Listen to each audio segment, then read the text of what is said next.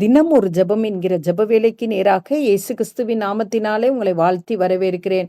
இன்றைய நாளுக்குரிய வசனம் சங்கீதங்களின் புஸ்தகம் 121வது சங்கீதம் வசனம் 2. வானத்தையும் பூமியையும் உண்டாக்கின கர்த்தரிடத்திலிருந்து எனக்கு ஒத்தாசை வரும்.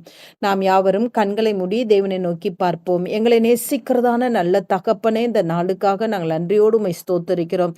கர்த்தர் கொடுத்த புதிய நாளுக்காக நன்றி ஆண்டவரே. உமக்கு ஸ்தோத்திரங்களை ஏறெடுக்கிறோம் ஆண்டவரே. உம்மை துதிக்கிறோம், உம்மை மகிமைப்படுத்துகிறோம் ஆண்டவரே.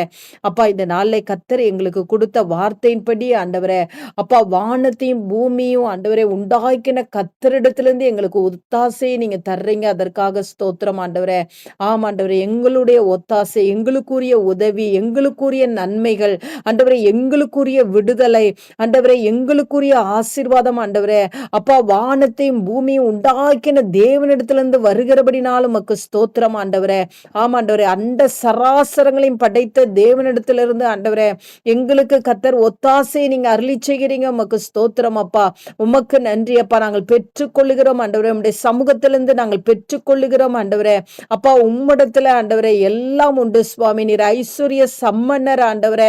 நீர் விடுதலை ஆக்குகிற தேவன் ஆண்டவரே. நீர் சுகப்படுத்துகிற தேவன் அப்பா. நீர் குறைகளை நிறைவாக்குகிற தேவன் ஆண்டவரே.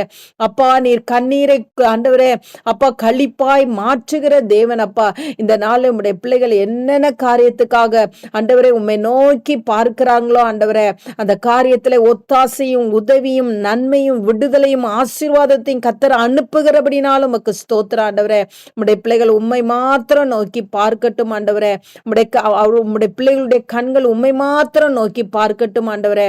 அப்பொழுது உம்முடைய பிள்ளைகளுக்கு நீங்க நன்மையை அருளி செய்வீங்க. உமக்கு ஸ்தோத்திரம். இயேசுவின் மூலம் ஜெபிக்கிறேன் நல்ல பிதாவே.